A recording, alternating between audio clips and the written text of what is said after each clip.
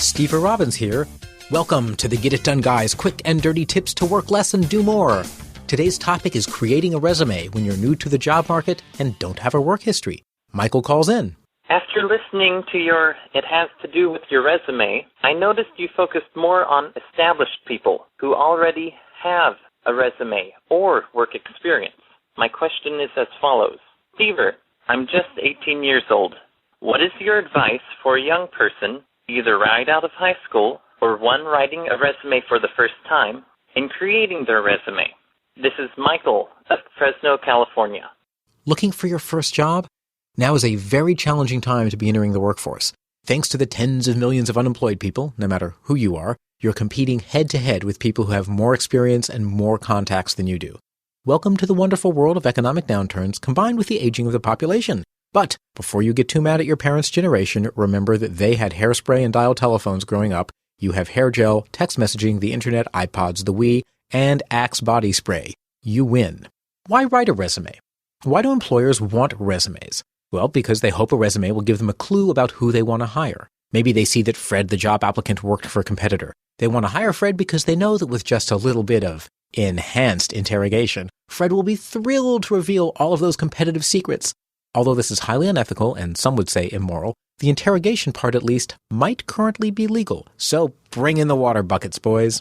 If an employer isn't looking for specific company experience, they may be looking for candidates with specific skills and experience. Operating heavy machinery, writing ad copy for fashion magazines, or creating complex, innovative financial instruments for the good of society. So assess your skills. Although you can't compete with skills that require experience in the job market, you can compete with the skills you do have.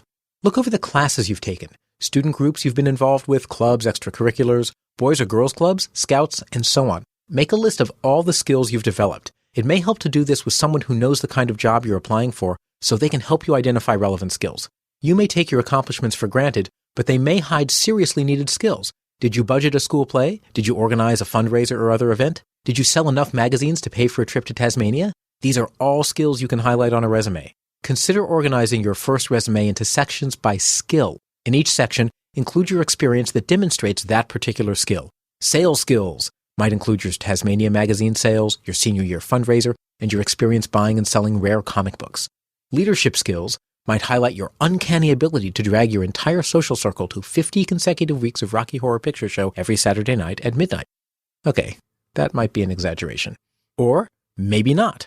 Just like someone with more on-the-job experience, your resume is telling a story. If you can turn your Rocky Horror excursions into a credible demonstration of leadership prowess, go for it.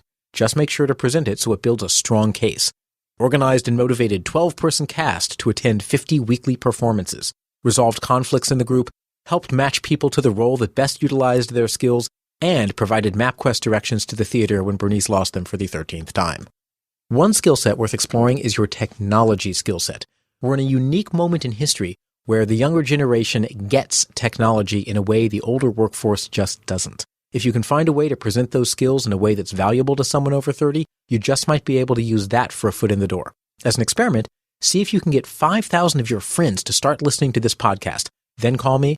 The word internship springs to mind. Emphasize qualities as well as skills. Employers want more than just skills. They say you can train people for skills, but not character and values. Though resumes are mainly about skills, you can also sell an employer not only on what you can do, but who you are. Qualities like commitment to hard work, an ability to learn, a problem-solving orientation where you fix things and don't just wait for others to fix them, patience, and a willingness to work for cheap while you learn might all be qualities a future employer could appreciate. I taught junior achievement, and a high school junior showed so much initiative on his team that I hired him as my intern. I knew he didn't know how to do what I needed, but his willingness to be proactive and take responsibility impressed me. Back when I was an intern, long ago, I worked for very little money, but asked to sit near the CEO to learn what his daily job was like. Little did I suspect that years later I would end up writing articles on that very topic. The URL is in this episode's transcript. I hope this gets you started. Rather than organizing your resume around jobs, you'll organize it around skills. You'll scour your schoolwork, volunteer work, social life, and just about everything to find the skills you have that an employer could use. Then create a resume that tells the story of a skillful person with the character to take those skills and do great things for that employer. This is Steve Robbins. You can find a link to the CEO job article in this episode's transcript at getitdone.quickanddirtytips.com. Work less, do more, and have a great life.